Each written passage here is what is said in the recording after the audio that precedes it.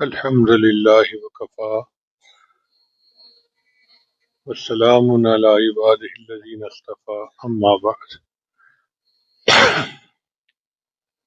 اعوذ باللہ من الشیطان الرجیم بسم اللہ الرحمن الرحیم سبحان ربک رب العزت عما یصفون والسلام علی المرسلین والحمد للہ رب العالمین اللہم صلی علی سیدنا محمد وعلی آل سیدنا محمد وبارک وسلم۔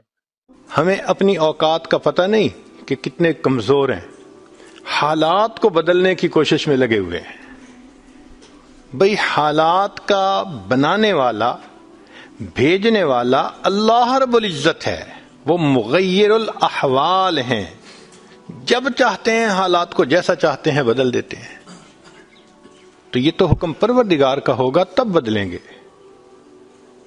دنیا کے کہنے سے حالات بدلتے تو دنیا جنت نہ بن جاتی، ہر بندہ اپنی من مرضی کی زندگی گزار رہا ہوتا۔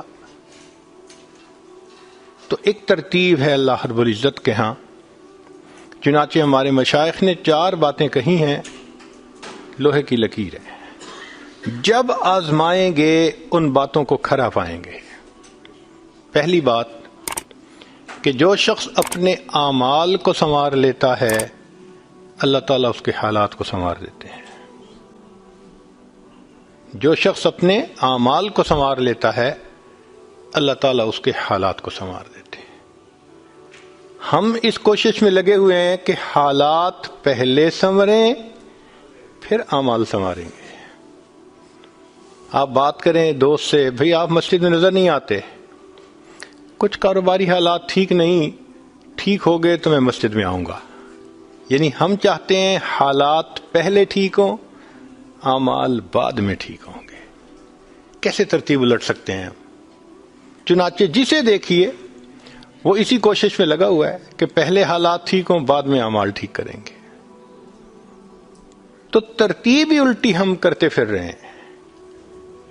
اعمال کو جو شخص سنوار لیتا ہے اللہ تعالیٰ اس کے حالات کو سنوار دیتے ہیں۔ اعمال بگڑیں گے، حالات بگڑیں گے۔ جب کہا میں نے کہ یا اللہ تو میرا حال دیکھ، جب کہا میں نے کہ یا اللہ تو میرا حال دیکھ، حکم آیا میرے بندے نامہ اعمال دیکھ۔ ہم حالات کا تو شکوہ کرتے ہیں، اپنے عمل تو نہیں نہ دیکھتے۔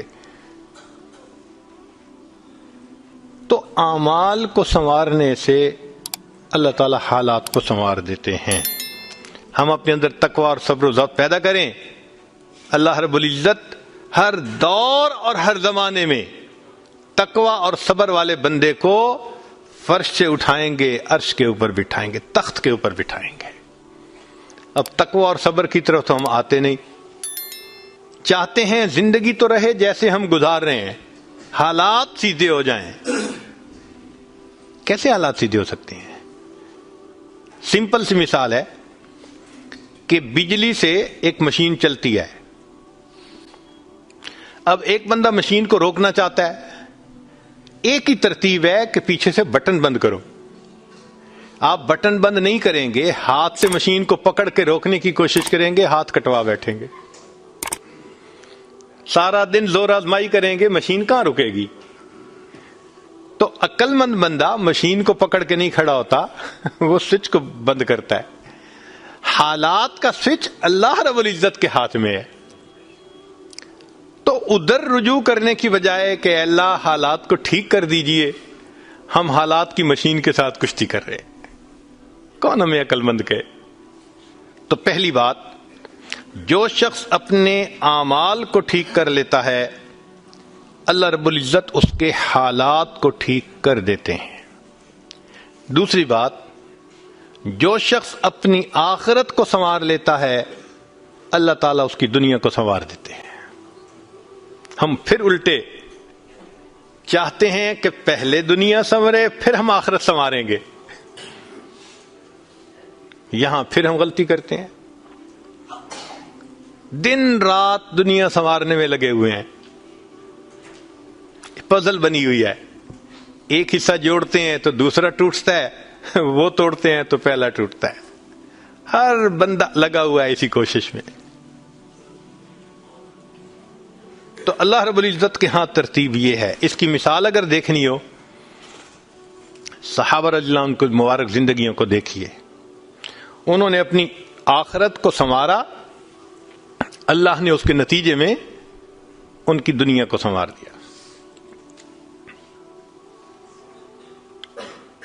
بات کیا تھی کہ نہ کیسر و کسرا سے دبے چند وہ لوگ کے اونٹوں کے چرانے والے، اور جن کو کافور پہ ہوتا تھا نمک کا دھوکا، بن گئے دنیا کی تقدیر بدلنے والے. انہوں نے اپنی آخرت کو سنوارا، اللہ نے دنیا سنواری. کیسے؟ اطمینان. اتنا اطمینان کہ یمن سے جوان عورت چلتی ہے اور مدینہ طیبہ پہنچتی ہے، اور پورے راستے میں کوئی اس کی طرف آنکھ اٹھا کر دیکھنے والا نہیں ہوتا. اللہ نے مال و دولت کے اتنے ڈھیر عطا کیے تھے. انس اللہ عنہ کہتے ہیں کہ میں لکڑی کاٹنے والے کلہاڑے سے سونے کی اینٹوں کو توڑا کرتا تھا.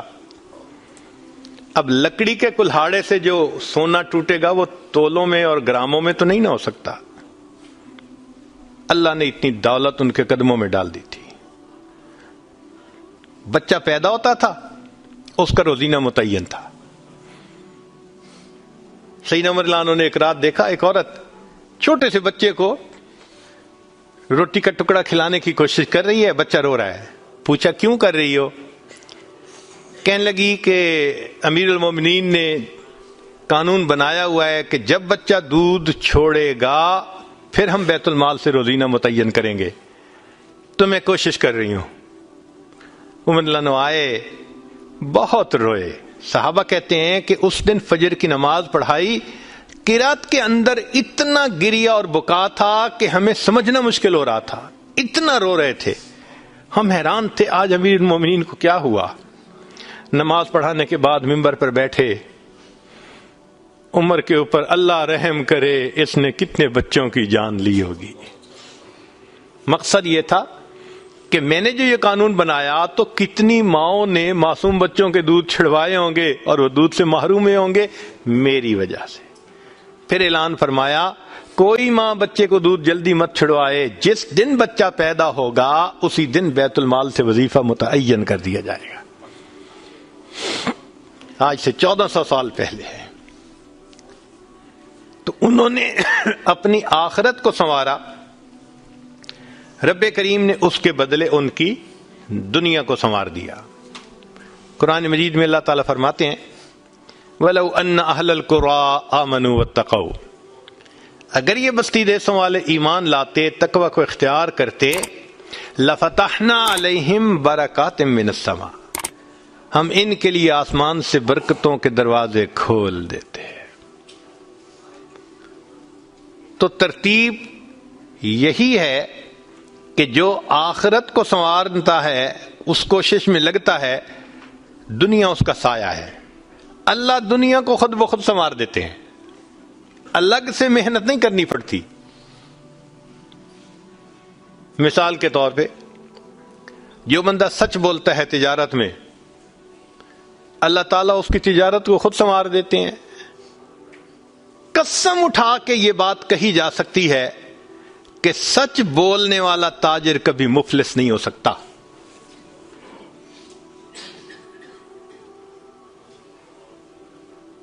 پاسبل ہی نہیں کہ سچ کی بنیاد ہو اور اس میں برکت نہ ہو. تو دو باتیں، جو شخص اپنے اعمال کو سنوارتا ہے اللہ تعالی حالات کو سنوار دیتے ہیں، جو اپنی آخرت کو سنوار لیتا ہے اللہ تعالیٰ اس کی دنیا کو سنوار دیتے ہیں.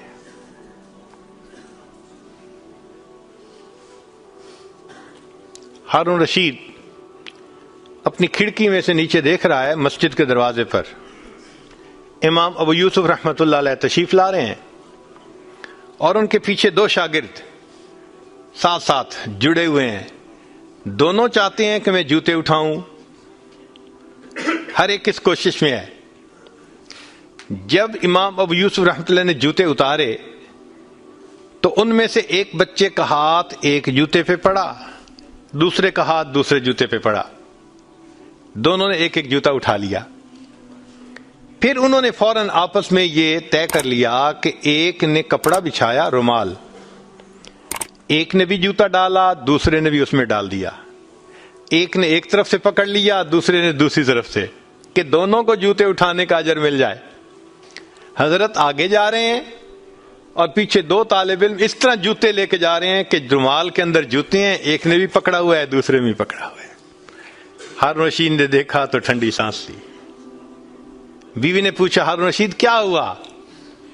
کہنے لگا یوں تو دنیا ہمیں بادشاہ کہتی ہے، ہمارے جوتے اٹھانے کے لیے بھلا کون جھگڑتا ہے؟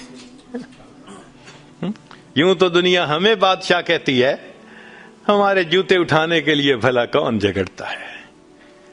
جو آخرت سنوارتا ہے اللہ ایسے دنیا سنوارتے ہیں کہ دنیا جوتے اٹھانے کے لیے جھگڑتی ہے آپس میں۔ تو فرمایا کہ جو اپنی آخرت کو سنوار لیتا ہے اللہ تعالیٰ اس کی دنیا کو سنوار دیتے ہیں۔ چنانچہ ایک سیاح ہندوستان آیا گھومنے پھرنے کے لیے، اجمیر شریف بھی گیا، وہاں اس نے حضرت خواجہ معین الدین چشتی اجمیری رحمۃ اللہ علیہ کے مزار پہ دیکھا مسلمان بھی آ رہے ہیں اور ہندو بھی آ رہے ہیں اور سکھ بھی آ رہے ہیں۔ اللہ کی شان، اللہ رجوع دے دیتا ہے نا، سبھی آ رہے ہیں دعائیں مانگ رہے ہیں۔ تو وہ بڑا حیران کہ ہر کمیونٹی کے لوگ آ رہے ہیں، ہر مذہب کے لوگ آ رہے ہیں۔ تو جب واپس گیا تو بیوی نے پوچھا کہ بتائیں آپ نے کون سی انوکھی چیز وہاں دیکھی؟ تو اس نے کہا ہاں میں نے ایک چیز انوکھی دیکھی کہ ایک شخص قبر میں لیٹا ہوا تھا مگر لوگوں کے دلوں پر حکومت کر رہا تھا۔ ایک شخص قبر میں لیٹا ہوا تھا مگر لوگوں کے دلوں پہ حکومت کر رہا تھا۔ اللہ تعالیٰ یوں دنیا سنوارتے ہیں۔ تو دو باتیں، جو شخص اپنی اعمال کو سنوار لیتا ہے اللہ تعالیٰ اس کے حالات کو سنوار دیتے ہیں، اور جو شخص اپنی آخرت کو سنوار لیتا ہے اللہ تعالیٰ اس کی دنیا کو سنوار دیتے ہیں۔ تیسری بات کہ جو شخص اللہ رب العزت سے اپنے تعلق کو سنوار لیتا ہے اللہ مخلوق سے اسے تعلق کو سنوار دیتے ہیں۔ آج ہم چاہتے ہیں چچا راضی ہو جائے، پھپھو راضی ہو جائے، بہن راضی ہو جائے، اور عجیب بات ہے یہ رشتہ داریوں کے معاملے ہیں ہی ایسے، کھاؤں کدھر کی چوٹ بچاؤں کدھر کی چوٹ، سمجھ ہی نہیں لگتی کہ سب کو کیسے راضی کیا جائے۔ انسان حیران ہوتا ہے، اور جی ہم تو سب کے ساتھ اچھا کرتے ہیں مگر پتہ نہیں رشتہ دار ہم سے راضی نہیں ہوتے۔ اس کے پیچھے بھی راز ہے، کیوں کہ ہم نے اللہ سے اپنے تعلق کو تو سنوارا نہیں ہوتا، مخلوق سے تعلق کیسے سنورے گا؟ تو فرمایا کہ جو شخص اللہ رب العزت سے اپنے تعلق کو سنوار لیتا ہے اللہ تعالی مخلوق کے ساتھ اس کے تعلق کو سنوار دیتے ہیں۔ اگر اس کی مثال دیکھنی ہے تو نبی علیہ الصلوۃ والسلام کی مبارک زندگی کو دیکھیے۔ ایک وہ وقت بھی تھا کہ جب اپنے رشتہ دار نبی علیہ الصلوۃ والسلام کو تکلیف پہنچاتے تھے، آپ بازار میں آگے آگے دعوت کا کام کرتے تھے اور پیچھے آپ کا چچا ابو لہب لوگوں کو کہتا تھا کہ یہ شخص غلط بیانی کر رہا ہے، تم اس کی بات مت ماننا، اپنے مخالفت کرتے تھے۔ ایک وہ وقت بھی تھا۔ پھر ایک وہ وقت آیا کہ جب اپنوں نے مکہ مکرمہ میں جینا تنگ کر دیا، اور نبی علیہ الصلوۃ والسلام نے بیت اللہ کو دیکھ کر کہا بیت اللہ میں تجھے کبھی نہ چھوڑتا مگر مکہ کے رہنے والے مجھے یہاں بسنے نہیں دیتے۔ مبارک آنکھوں میں آنسو تھے اور اللہ کے حبیب جدا ہو رہے تھے۔ پھر کیا ہوا؟ 10 سال کے ہی عرصے میں حالات نے وہ پلٹا کھایا کہ جب آپ آ کر فاتح مکہ بن کر بیٹھے تو وہی قریش تھے جو قدموں میں آ کر پڑ گئے اور انہوں نے آپ کی غلامی اختیار کر لی۔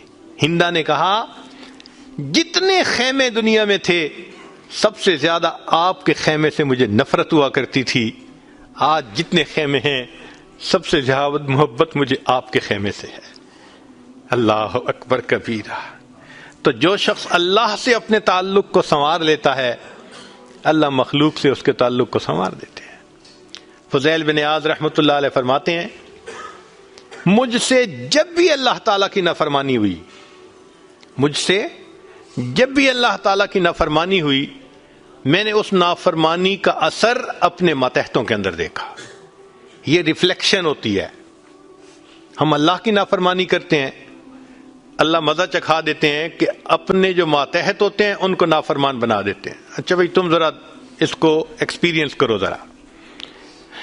وہ جی کیا کریں، بیوی سنتی ہی نہیں ہے، حضرت بس اولاد افلاطون بن گئی ہے، حضرت بچے نے ذلیل کر دیا ہے۔ کیوں شکوے ہوتے ہیں ہمیں کہ ہمارے ماتحت ہماری نہیں